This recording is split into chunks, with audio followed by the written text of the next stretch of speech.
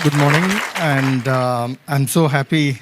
I came a bit late. I thought, people are going to, amble in by 10:30, quarter to 11. But I was very surprised when I came here at 9:55 that there was almost full crowd sitting on a Sunday morning, which is, sorry, that I've been a distraction and Creative Mornings has been a distraction for your Sunday mornings. You could have had a nice brunch, but you're here out here. Anyhow, I'll talk, since they said, though I work on conservation, I work on wildlife conservation, mostly on large cats in Karnataka. I would like to talk, since Creative Mornings' current theme is local, I just added up a little bit about local things, how it's related to conservation. It is part of something which I spoke at Culturotsava, which was about a month ago, so that when I looked up at the audience of Creative Mornings, I thought it will be nice to introduce you something beyond, something beyond you generally look up or you hear about when we talk about wildlife in Karnataka.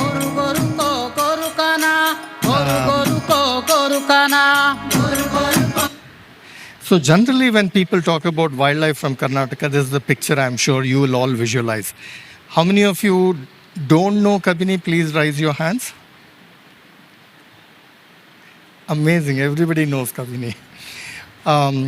But this is what people think of, when I talk about wildlife, when I talk about nature in Karnataka, people think about Kabini, and of course they'll think about these three large charismatic species. But this is what people think of wildlife when we talk about wildlife in Karnataka, And most of you don't know, Kabini is a very new term coined.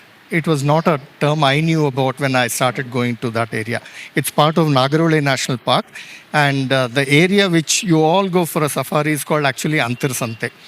Kabini is certainly not something, I think it was just, it's the name of a river, which is also Kapila River, name of the dam, but somehow it took off, and if I tell I go to Nagarole, people don't even say, oh, have you been to Kabini? They ask me.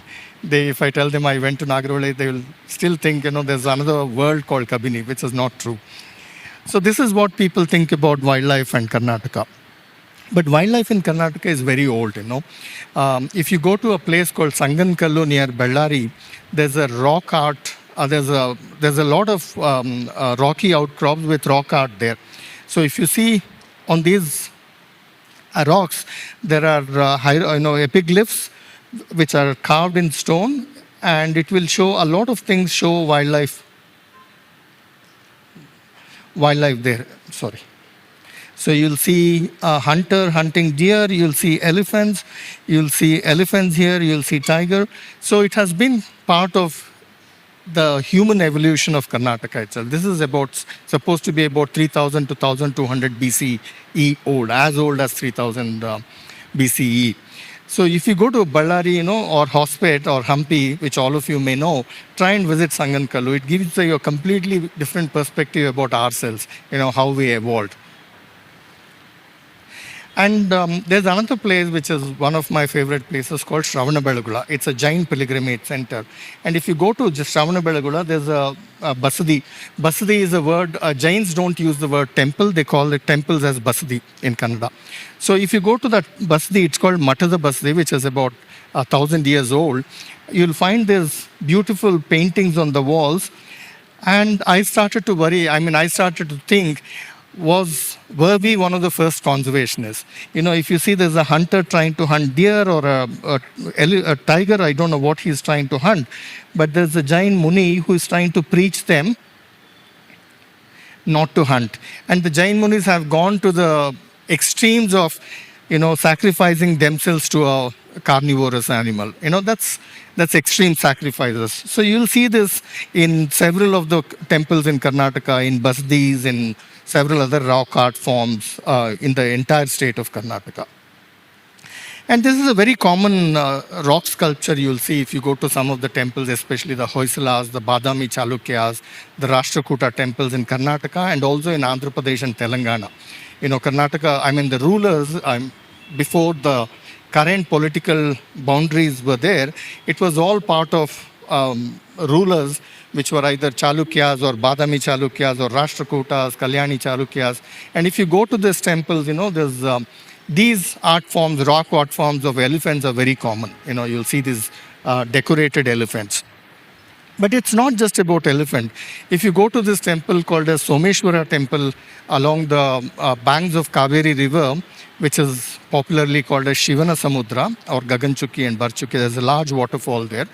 In this Someshwara temple, you'll see a crocodile down here. Because it was along the river Kaveri and there are crocodiles found in Kaveri, I think the sculptor thought it's very important to have the crocodile in the temple, apart from the regular ones like elephants. So this temple, if you're religious or if you're interested in archaeology, it's one of those 3 temples people like to visit on one day of Vishnu. There's Madhyaranga, this is Adiranga, Madhyaranga and Antyaranga, right? It's one of those temples in Shivan Samudra. And this is from a fort near Chitradurga, in Chitradurga actually. It's a large gateway. It's called as, in Chitradurga, the place is called Rangain Bagilu. And here you'll see a antelope. How do I make it out if it's a deer or an antelope? Because the antlers are twisted and they're not branched out. So most probably this is a black buck. Hunted, I don't know, because they've painted it up with lime, they've lime washed it.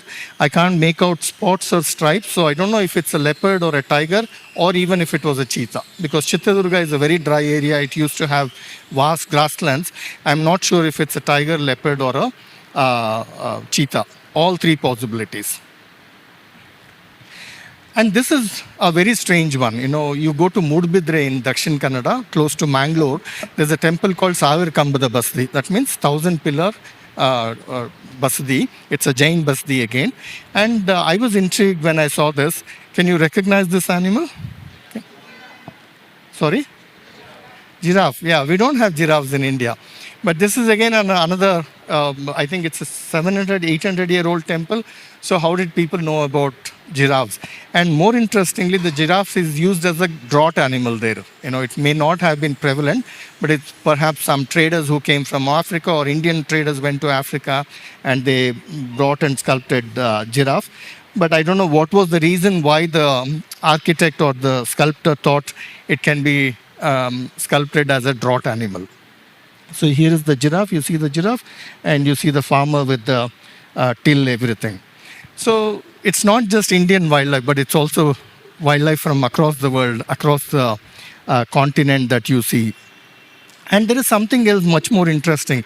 If you go to a lot of South Karnataka, in Karnataka, Telangana, Andhra Pradesh, you'll see these Veeragallos. These are hero stones. Mostly started during the 10th century, during the Chalukyas. And they depict some hero from the village. It could be about people who tried to save the village against intruders, or people who tried to save women against intruders, or livestock, or even tigers. Somebody who killed a tiger to protect the livestock in the village. And I found this in the middle of Kaveri Wildlife Sanctuary, which is now a protected area, a large 1,100 square kilometer protected area. So when I'm walking in the forest, I'm not just looking at wildlife. I also get to see all these very interesting things: archaeology, history, people, politics, so many other things. There are so many aspects of wildlife conservation. But generally, when they think of people, when they think of wildlife, they think of safari, they think of tigers. But wildlife is much, much beyond these things. And this is something also very interesting, and this is not very far from where we are sitting here. It's from Bangalore Fort. How many of you have been to Bangalore Fort? Good, about 10-20% of them. Have you seen this? You seen this? Wonderful. Have you seen this, Soumya? Okay. So this is in Bangalore Fort. It's a warrior again trying to hunt a tiger using a dagger, and trying to put the dagger into the tiger's heart, and also another dagger into the tiger's mouth, the tiger's mouth. But what is interesting and surprising is this part, which is also very painful. Oops. You see, there's a dog trying to,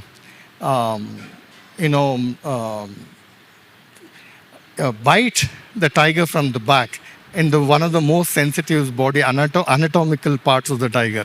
It's trying to bite the tiger from the back at the testicles of the tiger. It must be very, very painful. Men will understand it better. And of course, if you go to Mysore Palace, there's a private collection of the Maharajas, of their armory and so many other interesting artifacts. And this is one of the artifacts with the sword and, of course, tiger, Mysore. So they have an artifact of the sword with the tiger head on it.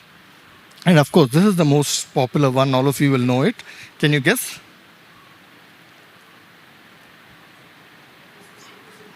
Yes, exactly right. So this is the Tipu Sultan's most famous one. Unfortunately, it's not in India. It's in Windsor Castle in UK.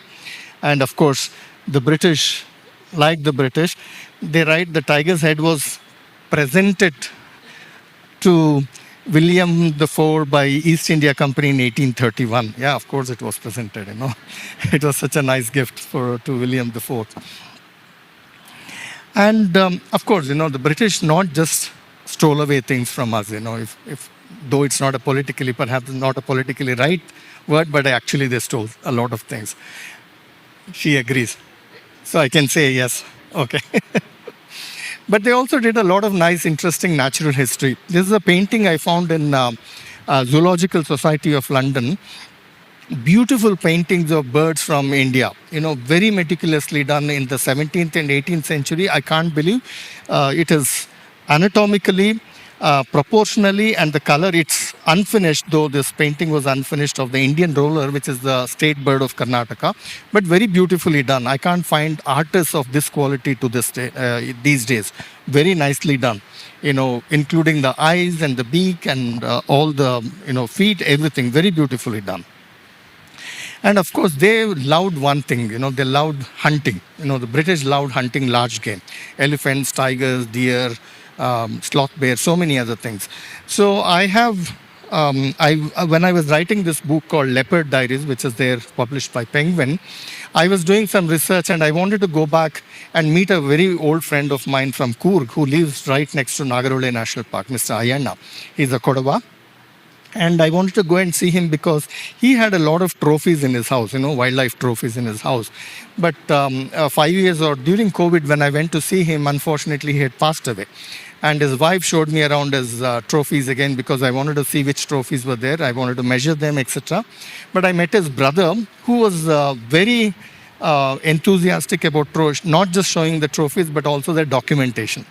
So this letter was written to Mr. Madaya, who is Mr. Ayanna's father, in 1948 by a British gentleman called Barclay. And he wanted, Mr. Barclay wanted Mr. Madaya to come and manage his friend's coffee plantation near Kodagu, or the current plantation which Madaya's own. And he wrote a very nice, interesting letter to Mr. Madaya. And how was he trying to entice Mr. Madaya to come and work for them was by this line. He says, I don't know if you know Kutta side at all, but there is excellent shikar to be had here, better than Mavinkere. Mavinkere is a village near Chikmagalur, actually. So he's telling them there is a lot of shikar, so please come and work here. So that was one of the key USPs he was trying to throw, biscuit hakodu anta heltaralla kannadalli atara. He was trying to throw and entice Mr. Madaya to come and work for them in Kodagu using wildlife, basically. And of course, they have a lot of trophies which today cannot be, thought about at all. And the same place, Kodagu, has a rich history of having tigers, elephants, all those things. But also traditionally, they have various cultures which are linked to tigers and tiger hunting. This is called as Nari Madive. Nari is tiger in Kodava. Kodava Tak is the language Kodava speak. In Kodava Tak, Nari Madhve is marriage to a tiger. So it was practiced as early as early 1900s, mid 1900s. 1950s, 1940s, 50s, 60s, it was still practiced. So if a hunter went and hunted a tiger, they would marry him to the tiger, to the dead tiger, and there would be a ceremony of Nari Madhve. Nari is the tiger and Madhve is marriage. For people who don't know Kannada, Madhve is marriage. So it was called Nari Madhve. So it was not just about hunting, it was also part of some kind of culture. And again in Coorg, during my late 80s, 1980s and mid 80s, when I was in high school and I was going to Nagarhole and not Kabini, when I was still going to Nagarhole, I used to meet a lot of interesting people. This is one of the houses of Palekandas. Kodwas are always known by their family name. Palekandas had a very beautiful home. This is a typical Kodwa home. If you look at it, it's a typical Kodwa home. Beautiful, lot of anthuriums because of the rainfall, tiled house, and there's always a well in the compound. Very beautiful houses, Kodwa houses. So the Palekandas also had a lot of trophies in their house. Tiger, elephant, leopard cat, sambar deer. This is the sambar deer at the back. I think this is a sloth bear. Of course, there's a tiger. Very beautiful house. You go to their house, it looks very rustic. Lot of Belgian lace work on the sofa, on the curtains. Very beautiful. This Kodwas really loved. They took a lot from the British, when they were working with the British. So if you see all their sofa coverings, it's all done with Belgian lace work, the curtains, everything. But of course, quite a bit of armory, trophies in the house. And when I was again writing my book, Leopard Diaries, I wanted to go back and see how the Palekandas were doing, how their trophies were doing. And I was able to trace back the son, who is now an orthopedician in Bangalore. And it was very unfortunate and very saddening to hear when he said that the house was burnt in the year 2013 or 14. And they lost all the trophies and the entire house, and now they have a new house, which is not as beautiful as this, according to me. Oops. And can anyone guess this picture? How many of you are from South Bangalore? About 8, 9? Okay. This picture is from 1956 and from South Bangalore, and it's much towards Vidhan Sauda, in the direction of Nagsandra Circle. How many of you know Nagsandra Circle? It's in Tyagaraja which is the heart of South Bangalore, or close to Vidyarthi Bhavan. How many of you don't know Vidyarthi Bhavan? Okay, that's a good landmark then. So this was shot near Vidyarthi Bhavan in 1956. Is it believable? And I don't drink alcohol. Okay, so don't think, I had my drink on a Saturday night and I'm talking rubbish to you guys. This was in Nagsandra Circle in 1956. This is Mr. T.N.A. Perumal, who then later turned out to be a wildlife photographer, became a very popular wildlife photographer in Karnataka and across the country. And they hunted a leopard in Nagsandra Circle in 1956. And Nagsandra Circle today is famous, of course, that area is famous for a lot of eateries, including Vidyarthi Bhavan. And as I said earlier, you walk in the forest. When we do wildlife conservation and research, there's a lot of walking. And we get a lot of new insights. This is sort of a boundary stone in the middle of Nagarhole National Park. And can you guess what does it say? Hunsur, yeah, that's right. Do you know what is Hunsur? Hunsur is a taluka headquarters, a small town near Nagarhole National Park. And it says Kigatnad. What we currently know as Coorg is actually Kigatnad. And the British, for their convenience, like Bombay and Madras and Bangalore, all turned out. And Kigatnad became Coorg.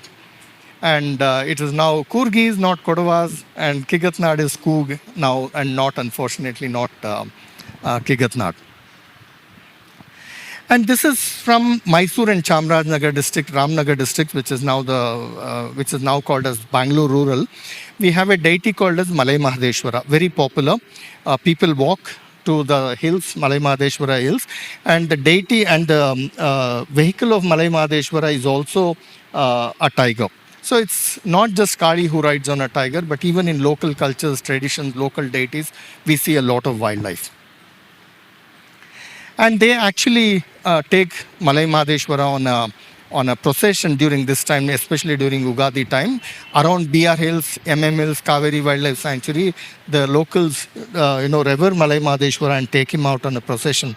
And in the background, what you see is actually Biligiri Rangan Betta or BR Hills. And this is another interesting tradition in Karnataka. This is from a place called Muduktore. How many of you know Talkad? Oh, good. Talkad is a very popular place, beautiful architecture, temple architecture. And this place is called Muduktore. There's a very popular temple called Channa Mallikarjuna Swami, or sorry, Mallikarjuna Swami, which is Shiva. It's one of the 5 Shiva temples. And some of the devotees or the followers of that Mallikarjuna temple walk around with a sloth bear skin. That is basically to ward off children's nightmares about evils and other things. So when I was also young, this was a very common feature. I'm sure many of you know this. There would be people who brought sloth bears in front of your house. You're made to sit on the sloth bear for 5 rupees or 2 rupees. You'd go for a short walk because they would give you a, I don't know, taita, I don't know, what is it called in English? Talisman, yeah, talisman with the sloth bear hair in it, thinking, you'll not have evil dreams, you'll be safe from pediatricians, perhaps. And Kannada literature also had a lot of nature. These two gentlemen, Pampa and Harihara, are very old. Pampa was a 10th century poet and a writer from Karnataka. He is called one of the Adi Kavis. There were 3 Adi Kavis in Karnataka, and Pampa is one of them. And he wrote a lot of really landmark literature in Karnataka. And Pampa was a plant lover. In his writings, he writes a lot about plants. Amazing, at a time when there was no scientific classification of plants, people couldn't identify plants by, through the lens of science. He was a plant lover and he used to write a lot about plants in his books. And Harihara, another a Lingayat poet, wrote a book called Pushparagale. Pushpa is flower. And then he writes about 50 plants in his book, in Pushparagale. So it was also part of literature, big time literature. And there is one very interesting plant which I love. And it used to be grown in gazebos during the time of Pampa in 10th centuries. It was supposed to be like we grow bougainvillea, which is a South American plant, unfortunately. It's not a native plant. People used to have these kind of plants for decorating their gazebos and their gardens during 10th century, and it's scientifically called Hyptage bengalensis. In Kannada, in English, it's called helicopter flower, or in Kannada, it's called Vasanta Duti, or Madhavi Mantapa. It's also called Madhavi Late. Late, Kannada is very beautiful language. Kannada, Tamil, all the regional languages. Late is a term to describe a climber. Okay, it's not, English just has one word, apart from people who are into literature. For a common man, climber is just one word for a plant which goes up. But Kannada has several terms. And Late is a term used for a climber which is supposed to be very delicate. Delicately glows, has nice flowers or nice pods. So you use different terms. You say balli in Kannada, but you also say late. But late is not very commonly used. That would be a balli. I wouldn't call this money plant would be a balli. It's not delicate. It's not sensitive. It's rough. But a late is a very specific climber which is sensitive and also a lot of it related to feminism. Feminine. It's very feminine as well. So wildlife is not just about tigers and elephants. I have brought you something to show about plants, because plants are very nice, very delicate, and we don't understand plants at all. We don't look at plants from the view or a perspective of wildlife. Volunteer to stand on a chair and show people how this flies. But you need to stand on a stool or a chair. We need somebody light so that then we don't do damages for creative mornings.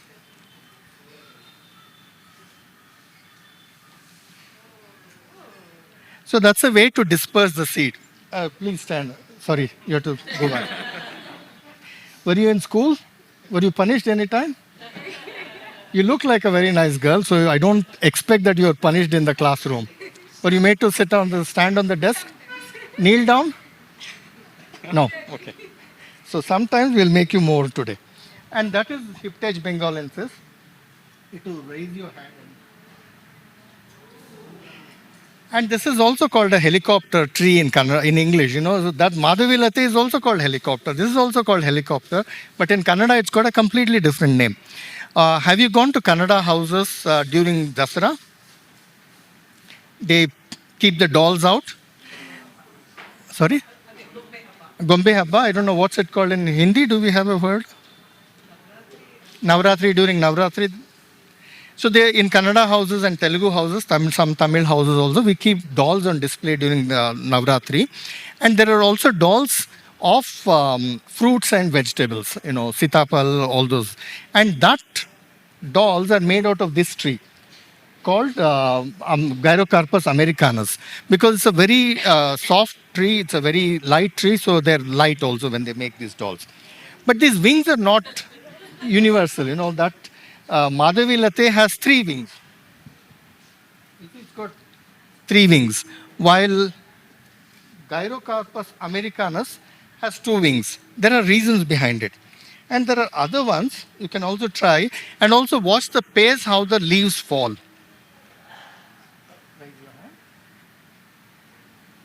Oh, sorry. Try this.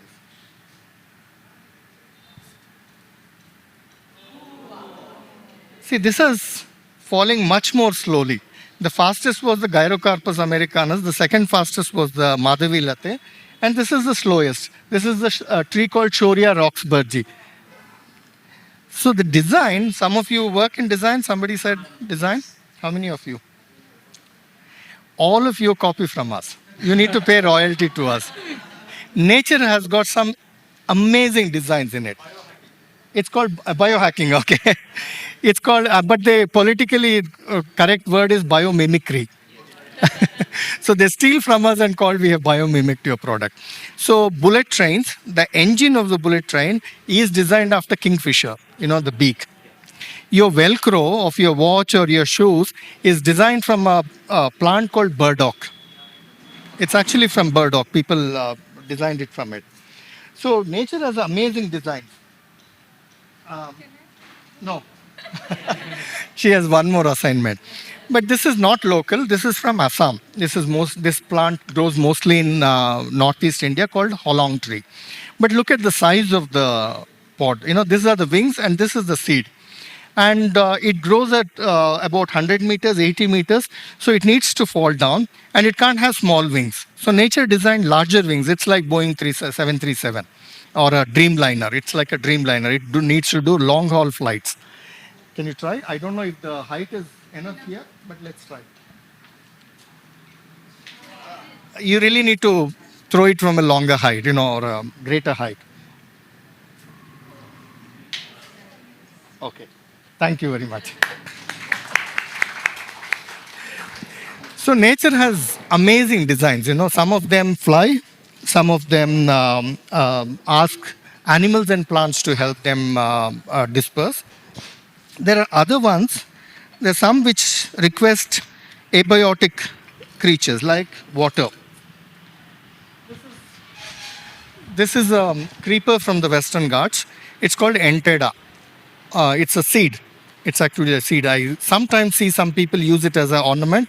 They tie it. They make nice ornaments. And it's actually a seed.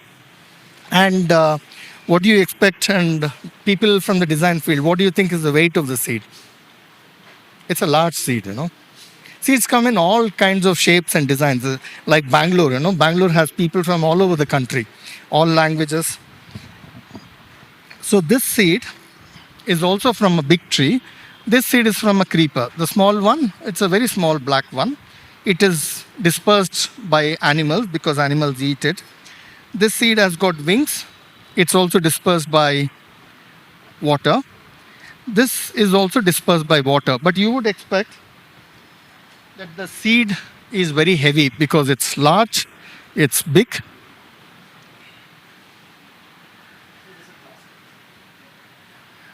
But if you see, it floats. So it is relying on water to disperse itself.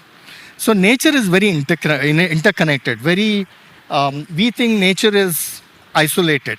But nature is very interconnected and we don't understand it at all. It's very complicated. See, both the seeds float.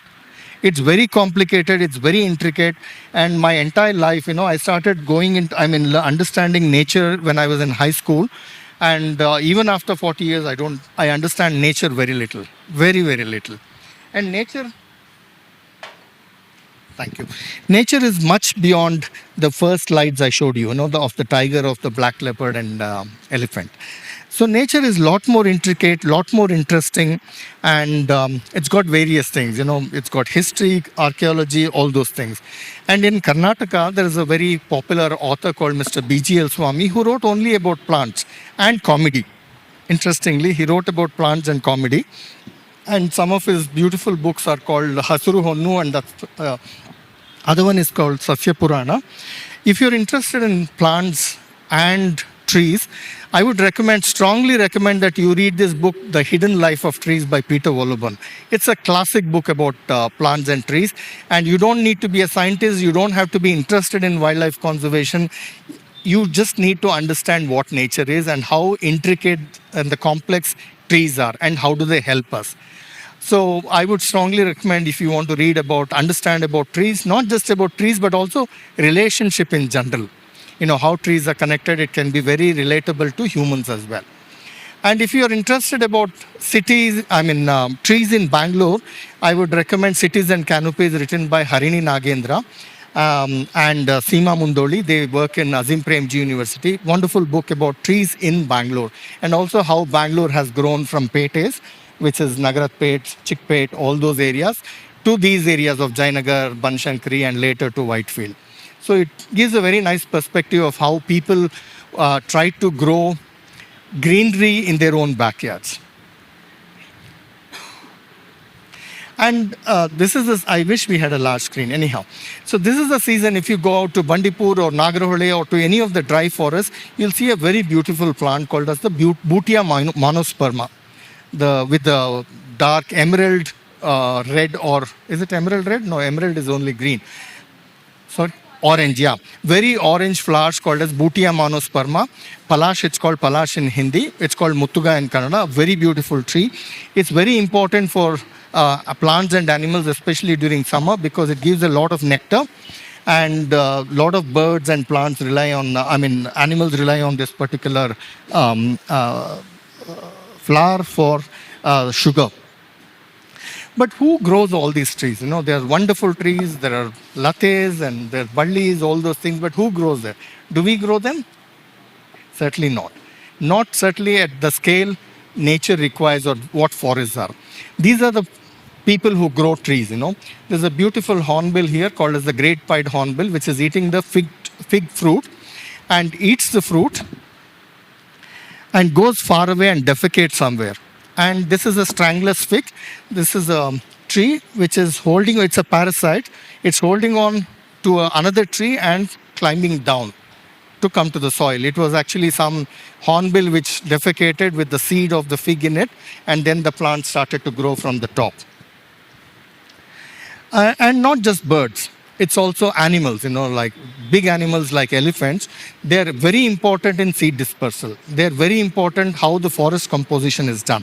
If there are no elephants, forget, there will be no forest.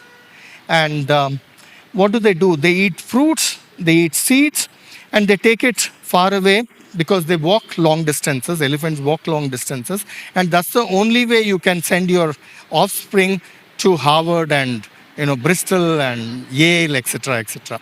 Otherwise, very difficult.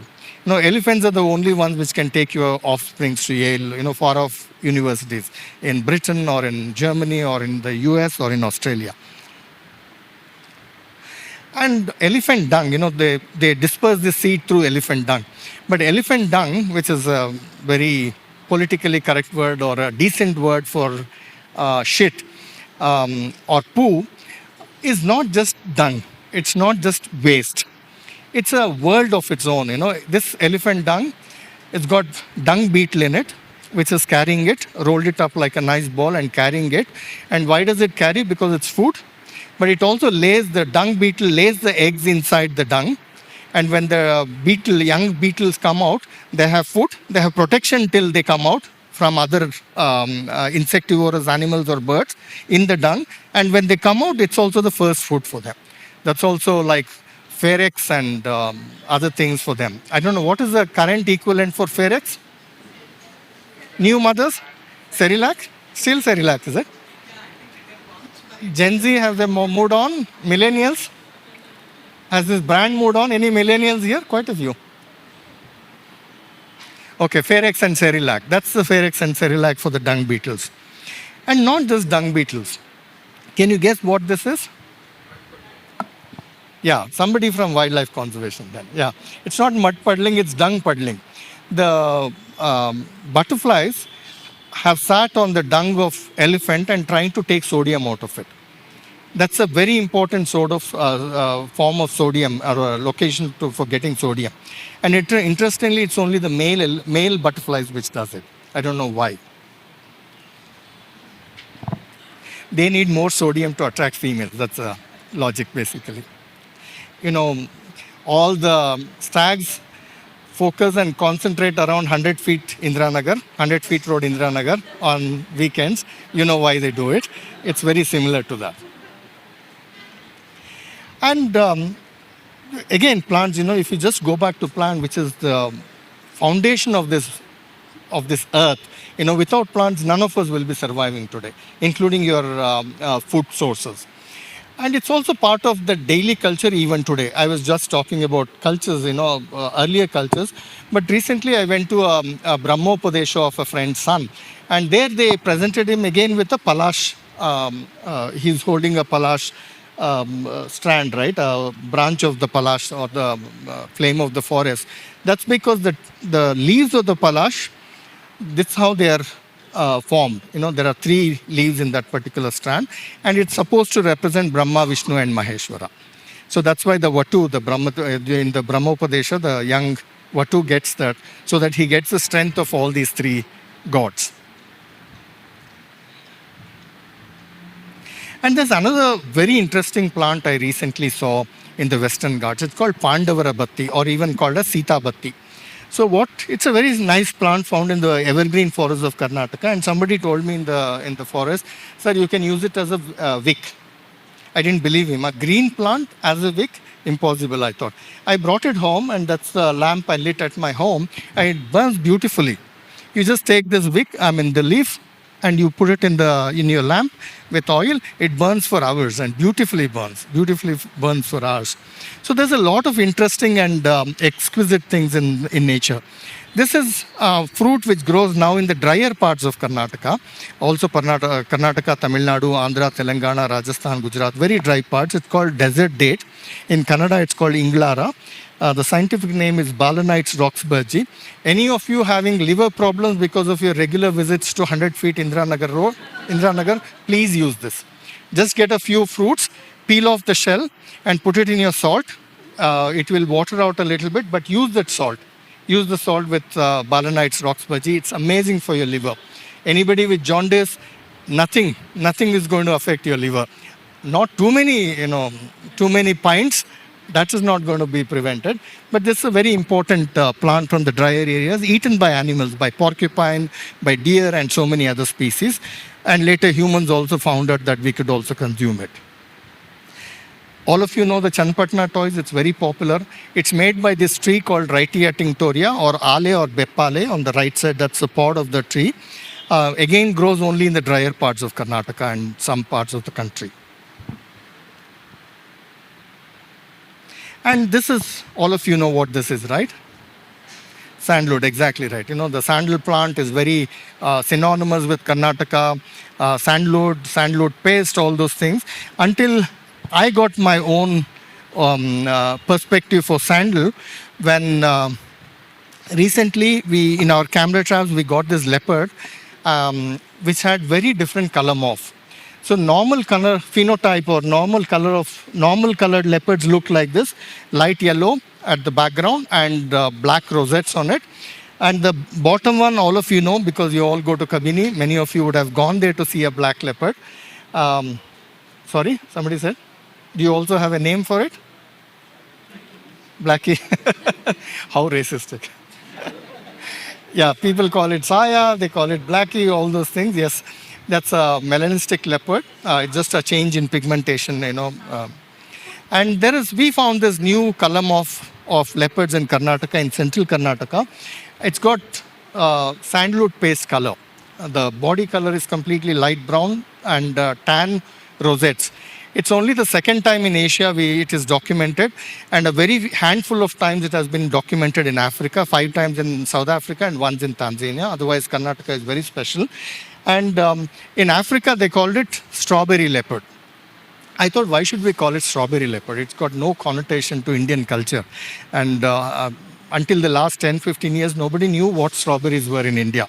When I grew up, I didn't know what a strawberry was. I never ate strawberries. So I thought it's better that we give a local connotation. So we call it sandalwood leopard now. So in Kannada, we called it Chandana Chirte. Now in English, we call it sandalwood leopard. So it's very important that we connect local to a lot of things. We are still in that very colonial format.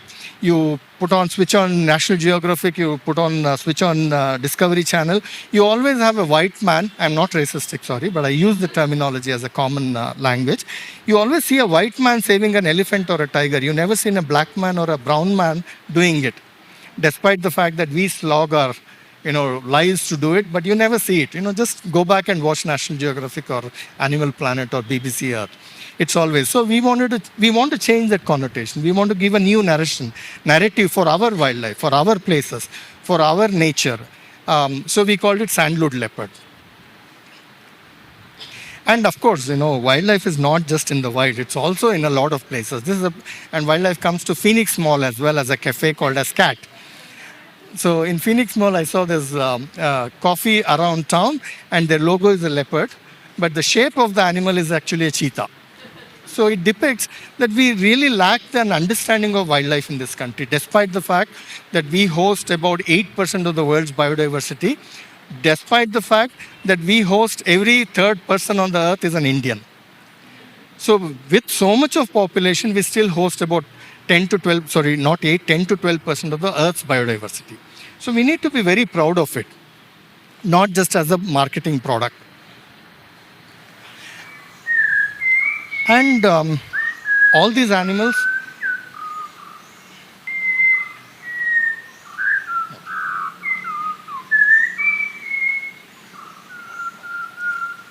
we think live in forests. And when we think of forests, what is that comes to your mind first? Sorry? Canopy, big canopy, okay. Bird songs.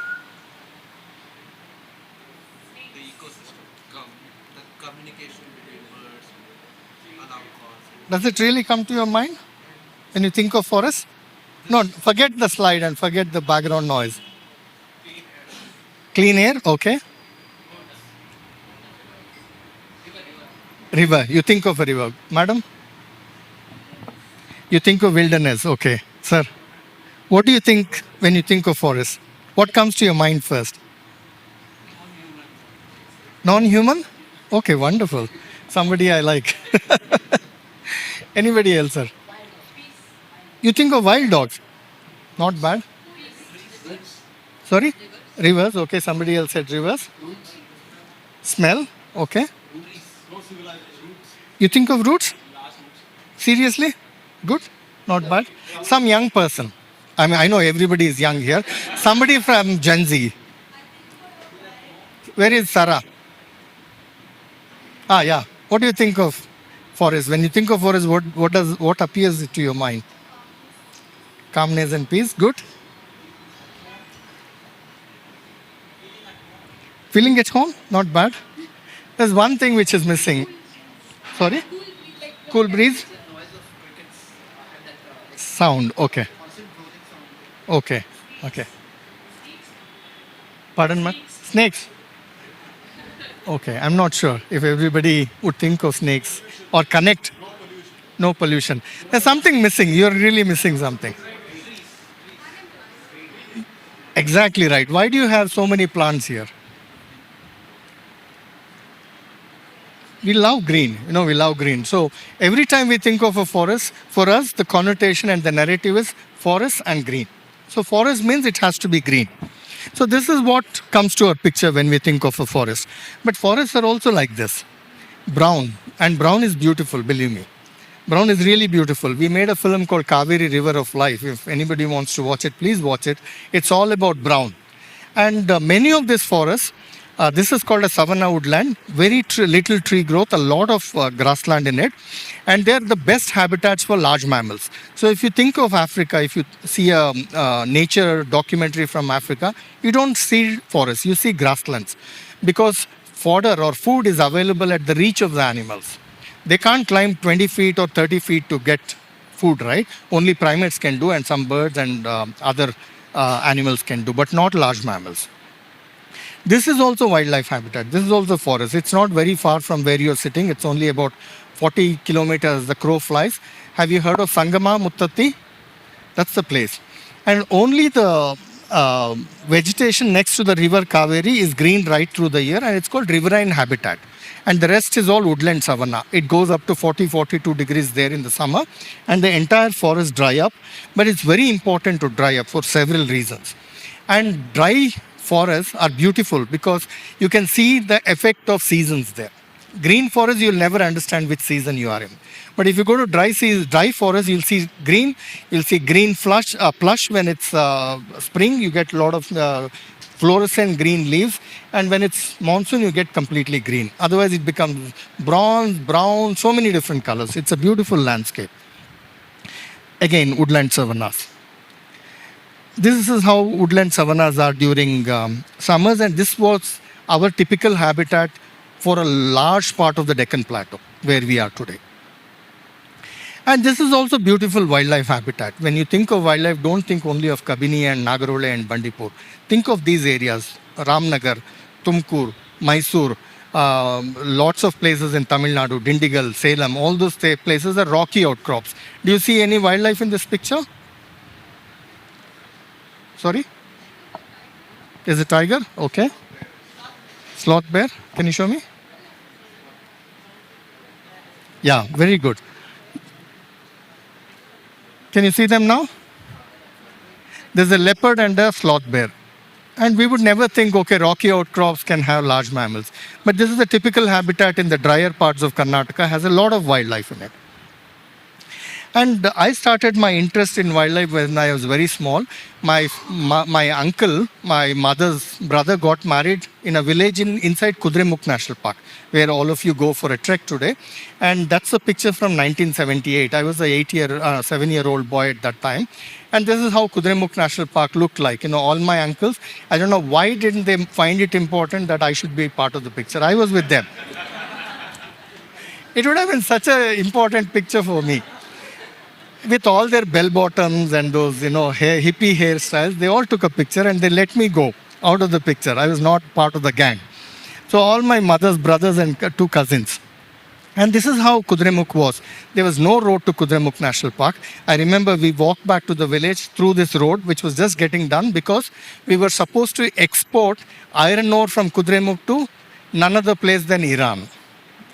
India had a treaty with the Shah of Iran in 1978, and we were supposed to export iron ore from Kudremukh at that time. But in 79, there was revolution in Iran, and that stopped. But this is how Kudremukh was. No roads, all the Tata and Ashok Leyland trucks, you see them, if you remember them? They were running, and I remember we ran through that.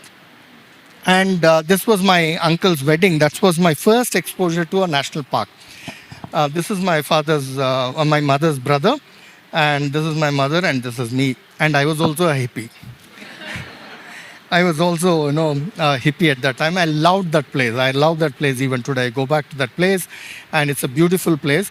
And Kudremukh is a very special place for me. It holds a lot of importance for various reasons. And this is the place where the marriage took place. This is one of the basadis in Kudremukh. And I loved this place. And I went back to that place several times. And recently I thought I should document that place. It's important. And in 2014, I went back to that same basti and took a picture in the same angle. Didn't change much. Okay, there is Karnataka beyond Bangalore, which is much different, which can be at very slow pace. There's no Marathalli traffic. There's no silk board, marriages happening at silk board. all those things doesn't happen. There's a part of Karnataka which we really miss actually. All of us miss a lot. You see the jackfruit tree? It stood there. Same jackfruit tree. The width of the road hasn't changed. And the Basdi is still the same, except that the house is gone now. They relocated from that place. And the Basdi has remained the same. It's really beautiful, very nice place. I don't put it on Instagram so that it doesn't become messy. There's no plastic. And things changed when I went to this place called Nagarole, when I very much, which brought me into large mammal conservation. This is in mid 80s. I just had passed out of high school, and this is me. And I went to Nagarole National Park, and this man came to give us a talk. He's called Mr. K.M. Chinnappa. He was a Kodava, he's a Kodava, and he was the range forest officer in Nagarole National Park, and a very bashy guy, very bashy. So I told him, sir, I'm interested in wildlife conservation. He said, why should you come? You're from Tumkur district, which is a very dry area. What do you understand about wildlife? I kept pursuing him. I said, no, I want to come and spend time in Nagarole. He said, okay, come, but not today, but you have to come back again. And it used to take me an entire day to go from Tumkur, I'm from Gubbi near Tumkur, to Nagarole, because we have to take a bus to Mysore early in the morning and get off at Mysore, take another bus to go to Hunsur, and the gates in Nagarole close at 6 o'clock in the evening. So if you miss that time span, so you have to spend the day again, the night there, and then get into Nagarole the next day. So it was literally a day and a half of travel for just 50 kilometers, which you can do in a few hours now, in 3 hours if you had Mysore-Bangalore road. So he's the one who introduced me to large mammals. He allowed me to walk anywhere I wanted in Nagarole, and I got very hooked up with large mammals that time. And all tributes to Mr. Chinnappa. Unfortunately, all of them, except the one right next to me, all of them are no more, unfortunately. It also shows that I've got old. That's another thing. And going back to Kudremukh, this is how Kudremukh was in the mid 80s, late 90s, early 90s, late 90s as well. So a team of us got interested to save the national park because there is this critically endangered monkey called as the lion-tailed macaque found in Kudremukh. Apart from that, there are several other plant species, animal species which are very important, and we wanted to fight. But in wildlife conservation, I can't take a monkey to Sidramaya, Mr. Sidramaya, and tell I want to save this. They have a lot of other priorities in the government system. I hope all of you know who is Sidramaya, right? Okay. Because I am seeing some dazed faces, or it's because of the heat. I don't know. So he's our chief minister, current chief minister. So we need to use different methodologies, for wildlife conservation. So one thing we told the government is that this one. There are 3 rivers which take birth in Kudremukh National Park, the Bhadra, the Tunga and the Netravati, which later becomes Tungabhadra. And it feeds millions of farmers in Karnataka and Andhra Pradesh, or the former Andhra Pradesh. So we measured how much of silt was going into these 3 rivers because of mining happening in Kudremukh National Park. This is the birthplace of Tunga, and this is where the mining used to happen. And this is how the river would look like in the monsoons and also during summers when the mining was going on. A team of us, a very small team of us, including a lot of people who live in Bangalore even today, we fought this we fought against the mining company, which is one of the mini Ratnas, 500 mini Ratnas. It's a public sector unit, and the best performing are put as mini Ratnas, are called as mini Ratnas. There are only 500 mini Ratnas in the country. I'll have to hurry up. Okay, and today this is how Kudremukh and Bhadra Tunga River looks like. So if you go back, monsoon, summers, this is how beautifully it looks like. And this is another picture from the late 80s, early 90s when I used to go to Kabini. And we used to see a lot of elephants. One day I walked 3 hours along the banks of Kabini. I counted 356 elephants. Today it's not possible. That large congregation doesn't happen because of mismanagement of habitat. There's too many water holes being dug in the forest. Otherwise, elephants should be allowed to migrate to come to these kind of large water sources to find water during summer. That's a larger scientific thing. And there was one road which was passing through that area, which is a critical corridor between Bandipur and Nagarole National Parks. And this road in the 2000s was planned to be upgraded to a national highway and a large road. It was supposed to be made like with barriers on both sides, a fast paced road connecting to Kerala. But this road in the 80s and 90s, this is how small it was. Animals could walk around. And one evening I was driving back from after my work, and I saw a tiger walking on that road. Then I stopped my vehicle, walked behind the tiger for 1.5 kilometers, and the very next morning, on the same road at the same location, I saw a leopard crossing the road, and then it crossed the road and stood there and looked back. And I was wondering why it's stopping. Then two little fur balls like leopard cubs crossed the road. So a mother with two cubs crossed the road very easily, very low traffic, no traffic at all. So that struck me. Okay, what happens to these tigers or leopards or elephants to cross the road if the road is widened or if the traffic increases? So it struck me. This was in 96, perhaps, 96. And later in the 2000s, when this road started to be improved, it was made as a proper large road of about 15 meters wide. And then it was planned to be upgraded to a road like any of our highways. So then we went to the government, worked with the government, went to the court, all those things happened. And this is the road now, which later turned out to be like this now. The road was stopped completely. So if you go to Kabini today, the last 13 kilometers you drive, goes through the villages, is actually a road which was earlier inside the national park. And that road has been now realigned to outside the national park in the interest of wildlife conservation. And on this road, you'll see tigers and leopards and elephants, everything. And it's one of the hot favorite for safari drivers. They call it as the Old Manantwadi Road. Next time you go to Kabini, ask them for Old Manantwadi Road, and this is the story behind it. Oops. And that road, it's not just activism. You can't just say shut down the road. That's a lot of wrong strategy environmentalists take these days. I'm not an environmentalist. I'm a wildlife conservationist and biologist. People just shout, stop the road, stop the road. But if you want to get success with the government, when you're working with the government, you have to go with alternatives. You say, okay, stop this road, but you can do a road here. It will also help people. This alternative road, which you actually drive when you go to jungle lodges in Kabini, now connects 13 villages. Earlier, they had no road access. And that was our USP to tell the government, let's do a road outside. And for the first time in the country, the government earmarked 18 crores to do road, a new road outside the national park in the name of wildlife conservation. And a lot of other places took leaf from our example, and they did this big highway in Pench National Park. All those are from the original work of the old Manantwadi Road in Nagarhole. And why do we do all these things? I'm actually basically an electrical engineer. Then I went out, like a lot of middle-class families in South, in Karnataka. You go out, you go abroad. I went to Germany to work and earn money, all those things. But my passion was always wildlife conservation. So I was in Canada in 96. I thought, no, this is not my life. This is not what I wanted to do. So I quit my job in Vancouver and I came back to India. And I started working on wildlife conservation. But why do we do this? Actually, to do all these things, you have to be a bit lunatic. You need some amount of lunacy to do all these things. This is a video. Can you play this?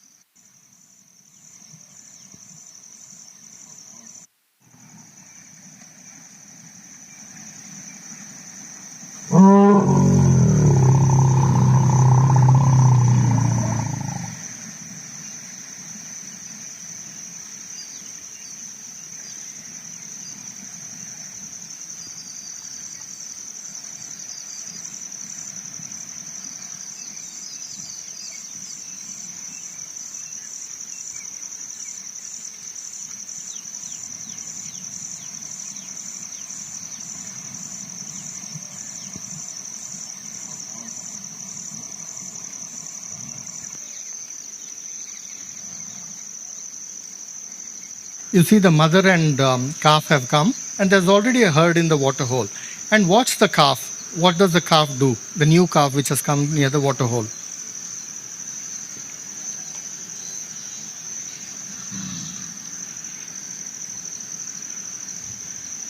he's trying to reach out to another young guy there. You see, the other young one also stretches its trunk now. Both of them stretch their trunks and they're actually handshaking. And the bigger female also right next to that new young one is also stretching its trunk now. Yeah, now. And it's trying to understand who this new calf is, while the mother, which came with the calf, is standing and trying to allow the calf to get introduced to the young ones. And in the background, if you see, there are 3 high school kids running around, playing, very naughty boys, completely irresponsible, completely out of what's happening with his mother and calves. They have no interest in what the mother and calves are doing, but they are playing on their own at the background, pushing each other, pulling each other's tails and running around. Now the calf and the mother, they want to move on, but the calf still, keep watching the calf. It turns towards these high school boys. It also wants to play like those high school kids, but the mother doesn't allow him. You see, he stops now. The mother continues, but he's interested in these guys. And look in the water now. The other young ones also got interested in these high school boys.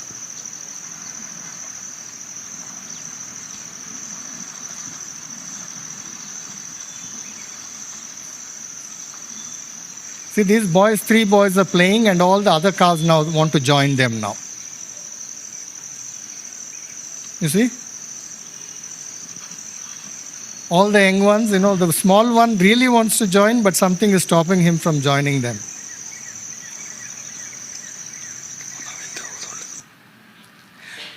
So that's a very short video I took standing in my land. I have a small piece of land near Bandipur, and I get to watch all these animals at very close quarters. And you get to watch all this unbelievable behavior of animals. And I'll tell you a small story and end up, because Karishma is already giving me a stare that I'm supposed to finish by, because they have to vacate this place by 12. It's not Karishma actually, it's the... So I'll just tell you a small story. I was sitting in Nagarole National Park on a machan, a tree platform, on a summer afternoon, and no animals came the entire morning. This is something which I really love doing. This is very close to my heart. At 3 o'clock in the afternoon, about 11 elephants came through this cutting or through this opening. They all came in a sort of a line, in a file, and they all went into the forest and came out of the forest again in another clearing which was right in front of me. All the young ones and the adults, and they all went to this small place which had a lot of mud in it. And this is called as a natural salt lick. Animals require sodium for their growth, so they all eat salt from the mud. So some kind of mud will have salt in it, so they all went to eat the mud. It's like chocolate for young ones, They all started eating the mud in the...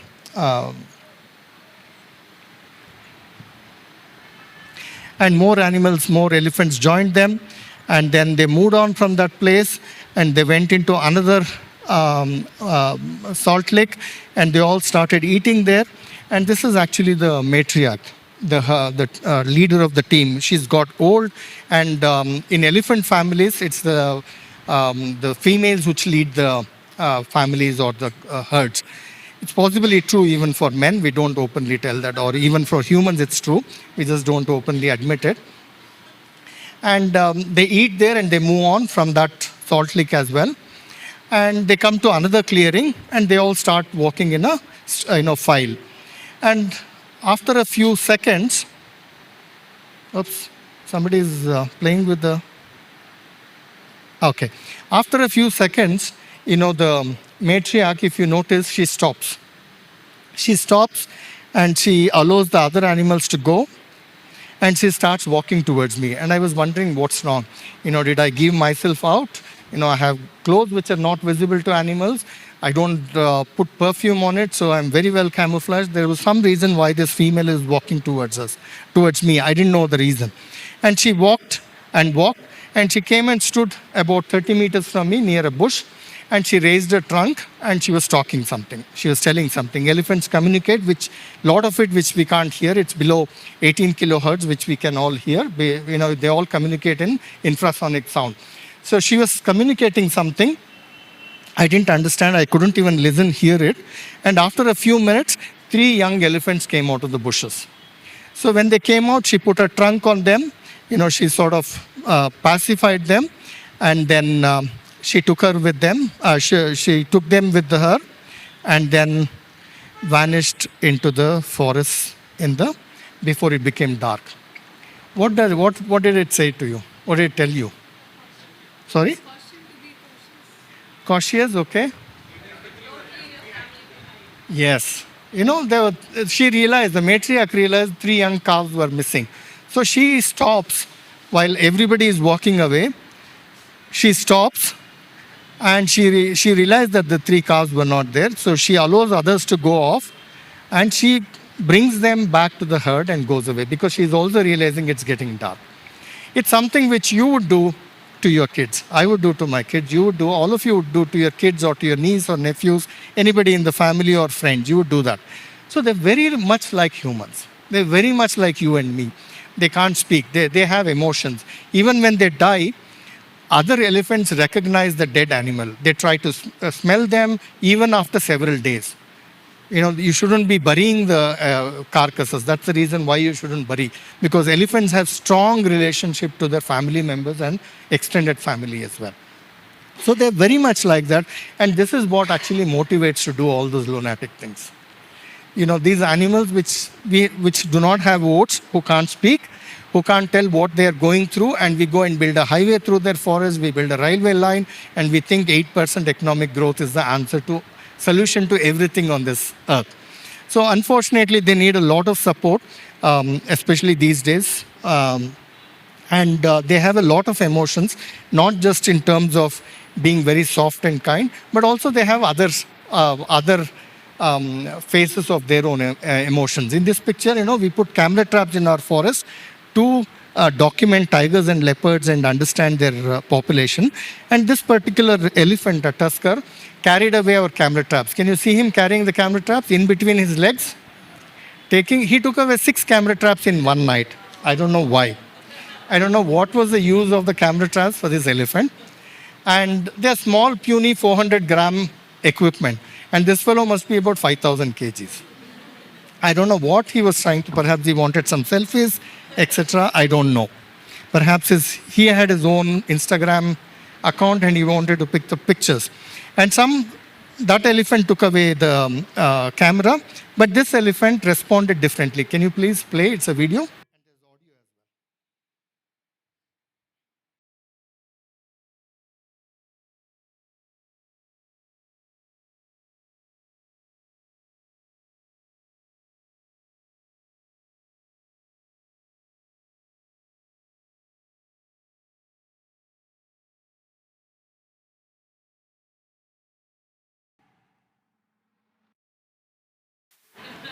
It's a 400-gram camera trap. What does it do to you?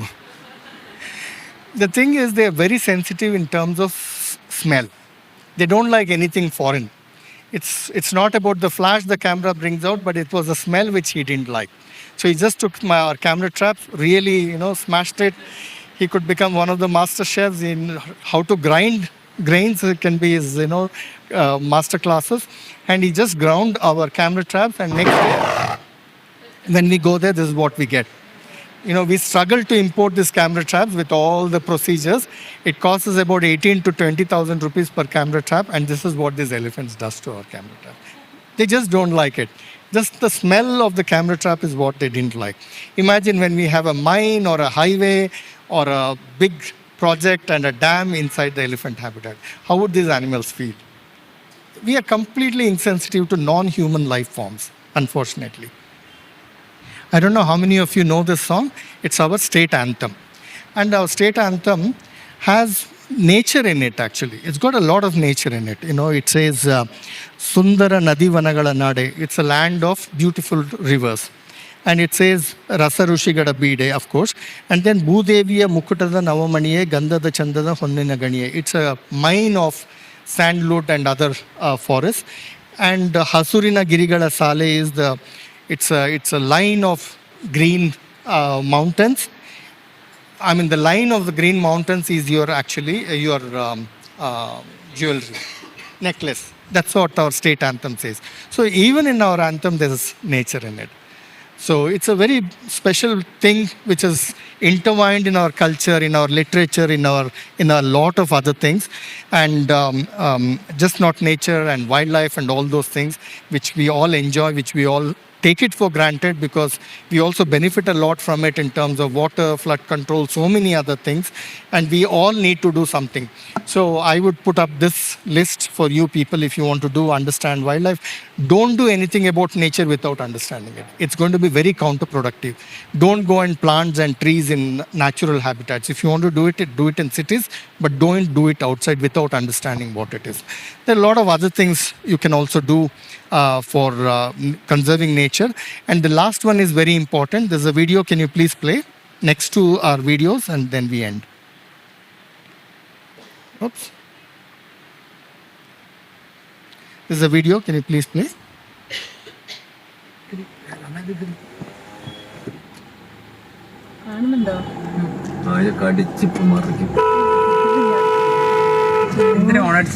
കോഴിക്കോട്ടെ join പാവം രക്ഷപ്പെടുന്നത്.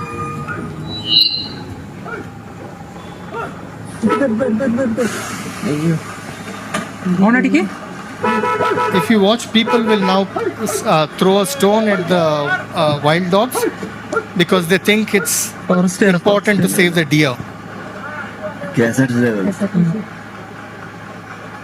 So the driver is very upset that these wild dogs are eating away all the deer. They are completely cruel.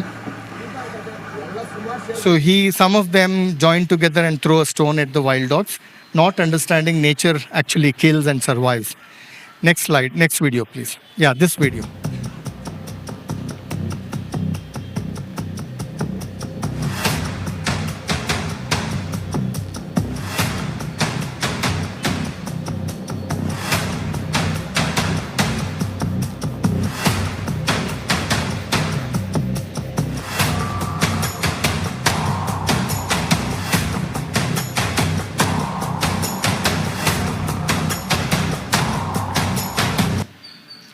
It's not very old. It's just from last year, August, when somebody tried to take a selfie of the tusker on a highway passing through Bandipur Tiger Reserve.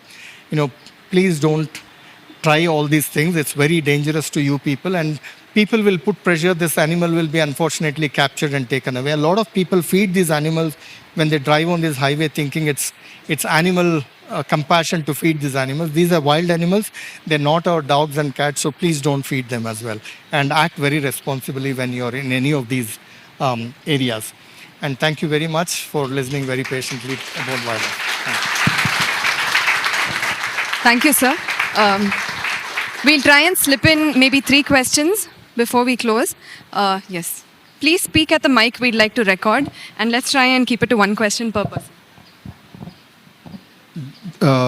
That was a wonderful talk and we really loved it. I had a slightly tangential question. You have the name Gubbi, ನಿಮ್ಮ ಹೆಸರಿನಲ್ಲಿ ಗುಬ್ಬಿ ಅಂತ ಇದೆ. ಅದರಿಂದ ಬೆಂಗಳೂರಲ್ಲಿ ಎಷ್ಟೊಂದು ಗುಬ್ಬಚ್ಚಿಗಳಿದ್ವು, ಇವಾಗ ಎಲ್ಲೂ ಕಾಣ್ತಾ ಇಲ್ಲ. It might be a tangential question. Just wanted to, out of curiosity, ask where have they disappeared, of any reason why they are not there? Though I don't work on birds, I know I have some understanding. It's because the way we construct houses have gone. There are no tiled houses in Bangalore anymore where the sparrows could nest. And also we don't dry our grains anymore. Earlier used to wash and grain the grains and put them out to dry in the houses, which became food for sparrows, which is missing now. We all buy it on Blinkit and Zomato's right today, and Swiggy, Instamarts. So we don't dry grains anymore, and that's the major reason why you don't see many sparrows. But be happy that there are still sparrows in Bangalore. Actually, it's not completely gone. And the issue of mobile towers, it's all completely unscientific. That's not the truth. It's just these 2 reasons how our economy and culture has changed the landscape of the city. Sir, thank you for your talk.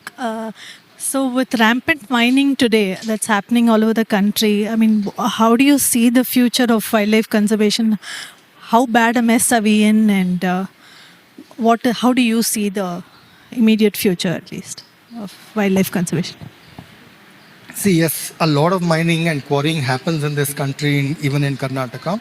I think it's a time when we have to start zoning and seeing, okay, there are some areas which should be completely exclusively protected for wildlife and nature, and some areas for human development. We don't unfortunately zone our activities. You go to Bangalore, even in residential areas, you allow a pub to come up, or a bar, a restaurant to come up, or a shop to come up, which is the wrong thing. We have to really start zoning now if we are looking at the future of this country's wildlife, nature, but also your own safety and your own survival in the future. You name any river in the state, I can show you the origin of the river, and all of it comes from Western Ghats or inside some forest. So it's also in the good interest of people that you need to really save forests. For that, you need to start zoning. There should be some areas which should completely be saved for wildlife, and some areas where you prioritize human development. Until zonation happens, it's going to be very difficult, because we are a very fast growing nation with 1.4 billion people. It's high time that we zone. We should have done it a long time ago. We should do it now.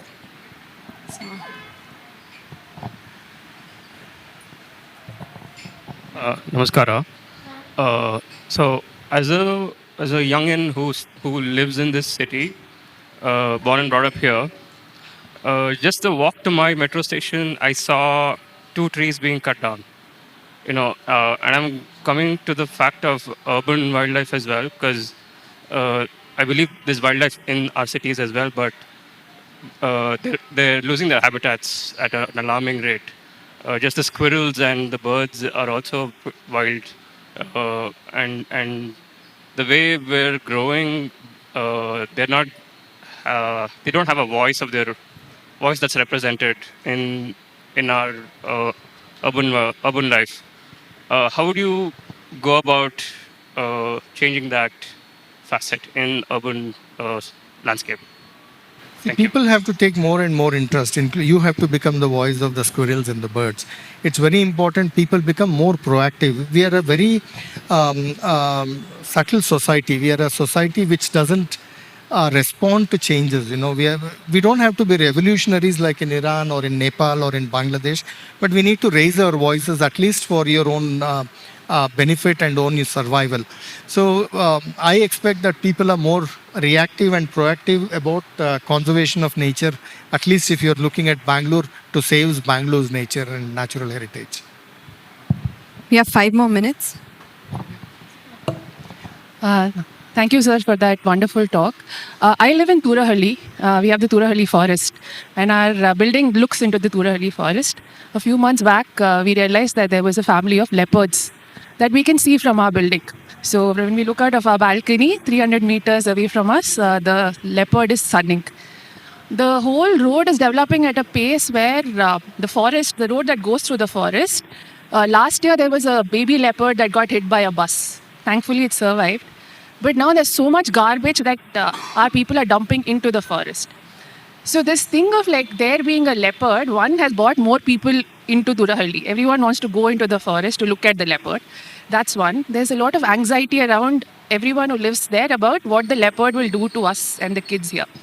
What is the plan for coexistence when there is a leopard right next to you? How do you live with a leopard?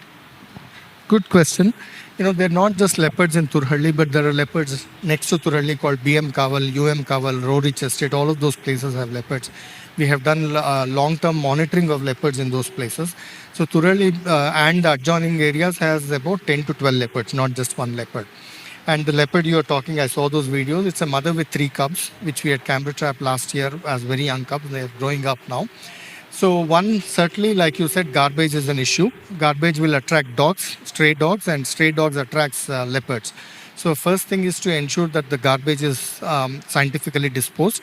Second thing is you don't have to be anxious. It's actually the leopards which face threat from us and not the other way around. Leopards are also very shy animals. They try to keep away from us. It's just some awareness that has to come up. For example, we have worked with Valley School, which is very close to your place. Valley School has 4 individual leopards just on the school campus, and they're absolutely fine, including kids who are from primary or first standard to 12th standard. There are kids walking around the campus. Never ever, touch wood, there's not an unfortunate incident. Next to Rorich Estate, there's a place called Suvidha Retirement Village, which is a gated community for senior citizens. They are also very happy. I get telephone calls, after we did the awareness program for them. People sit on their balconies and watch leopards walk through. 85-year-old man once called me and said, I was so thrilled today, there was a leopard near my balcony. So it's basically awareness building. If you live in Shobha Forest View, if you want us to come and give an awareness program, we will be very happy. We need to do awareness for the residents and also the staff, security, gardeners, and those kinds of people. So we'll be very happy to help you people. More and more RAWs, we are very happy to do it. That's the way for coexistence. Yeah. So you said that there's some areas Please sit which we down. should keep for animals, some areas for only humans. So what I know, according to Supreme Court laws, only 20% of a national park is available for humans and for safaris. The rest 80% is closed off. So I saw this video on YouTube of another wildlife conservationist saying that if we were to open up more areas of a national park, more than 20% of a national park for safaris, which should create more job opportunities and for the local villages and people living in them, but it might also disturb the animals. So what do you have to say on this? Will this be beneficial for the ecosystem, or will this be disturbing the animals that live in the area? Good, thank you. And it's a very current topic, and I'm sure a lot of you are interested in safaris, and so you would like to know this. Just to clarify, 20% of tiger reserves can be allowed for wildlife tourism. But in Karnataka, they use about 5 to 8% of the area for tourism. But it's a good way to educate people about wildlife, to allow people to go and watch animals. But the kind of way safari is done today is wrong, unfortunately, in my opinion. You never get to hear about Madhavi Late, you never get to hear about the trees and plants and the beautiful birds and how elephants disperse plants. You never get to hear this. Everything happens around tigers. अरे भैया मुझे एक tiger दिखा दो. That's the tagline. As soon as you go to that place, you're going there only with an intention that you want to see a tiger. That has to change. People have to see nature or safaris from a completely different perspective. Only if that happens, people will also support safaris, the local communities, and government will also be more amenable that you go there for education purpose and not recreation purposes. People look at Nagarole, Bandipur as a wonderland, as what is that on Mysore Road? There's this Wonderlaw. It's not an amusement park. It's an educational place. It's a school. That's how you need to think of nature. Unfortunately, it has become a economic activity. And lots of, like you said, he put up a very interesting question. We can create more jobs, he said. I think, are you worried about your job opportunities? No. Actually, nature is like education or health. We don't have to create economics out of it. Now, if you give good education to a child, you're contributing to the larger development of the society. You're not expecting money to the society out of him or her. It's like giving free health facility for people. If you have a healthy ecosystem, you have a healthy society. That's how nature should be seen. You should not just see that you want to protect nature because it can create more jobs. No, you should see nature in the larger perspective, how it's going to be beneficial to the society, not as a job giver. It's not Adobe, it's not Amazon, and it's not Google. The job opportunities can come from other places and not from nature. But good, very good question. Thank you. We have two questions, one here, one there, and we'll end. Hi, sir. Just on the aspect of conservation, I recently came across two news. I mean, although their source is from Instagram, so they can't be verified. One was the case where three elephants, I think, died because a train, they came in front of a railway line in the northeast. I think it was Assam. And then a couple of months, very recently, I heard another news that because of the use of AI, they could actually detect, those wildlife much before, and they could save that accident. So, is there something recently, like even globally, happening with AI's intervention in, wildlife conservation? And also, just a related question: Do animals have privacy concerns? I'll come to your second question later. Yeah, AI is recently used to alert trained locomotive drivers to alert them of elephant coming close by, and they can reduce their speed. We also use AI a lot. When we do camera trapping, we get thousands and thousands of pictures in our camera traps. And earlier we were using manually segregating them. This is a tiger, there's a leopard, there's a wild dog, there's a livestock. But now we use AI to segregate them and classify them. And it has increased our efficiency in a big way. But AI will not replace human appreciation to beauty. Okay, if you say this is a beautiful plant, AI will not be able to appreciate it. It can't replace it. It can't get the emotions of you going to the forest and saying, oh, how beautiful this animal is, can I save it? That emotions, I think AI will not replace. It will replace and help, but me understanding, okay, I need to talk to Mr. Sidramaya from this perspective, from the conservation of rivers, that I don't know if AI will be able to strategize, because every problem is handled differently in wildlife conservation, like in any problem in society. That I don't know if AI can do it. Even if it does, it becomes very monotonous, I think, because humans are very dynamic. Our brains are extremely dynamic. I think AI may not. Privacy concerns, in what perspective? I don't know what you're asking. Is it about clothes? Because they don't wear any clothes. It's only humans which wear clothes, who wear clothes. So if you're asking privacy concern from that perspective, I don't think they're worried. Do they want to be aloof? Many of them, yes. They don't want to be bothered by us, but they also get used to us. They're also animals of habits. So you see some tigers which are very not shy at all about tourist vehicles, but some animals are very shy of. So it's a very individual trait and characteristics animals. Every animal has a characteristics. I know so many animals individually who really have characters of their own. Some are very grumpy, some are very casual, some are very friendly, some are really, really, anxious about people being around. Hello, sir. So I just wanted to know your perspective on citizen science programs and how your organization is collaborating towards it. What is your perspective? I have been into multiple citizen science initiatives like bird surveys, mostly in Madhya Pradesh and Maharashtra, and many citizen science programs like walks. I have an organization which I run in Chennai, which is called Birders Tribe. So we are trying to do it, but it is very tough to convince the government and collaborate towards it. Mostly they have a monopoly on many organizations, which they are doing it for years and years. So I just wanted to know the perspective of Karnataka, as because I'm new here. Citizen science is a good way to generate curiosity of people, but unfortunately it may not translate into action.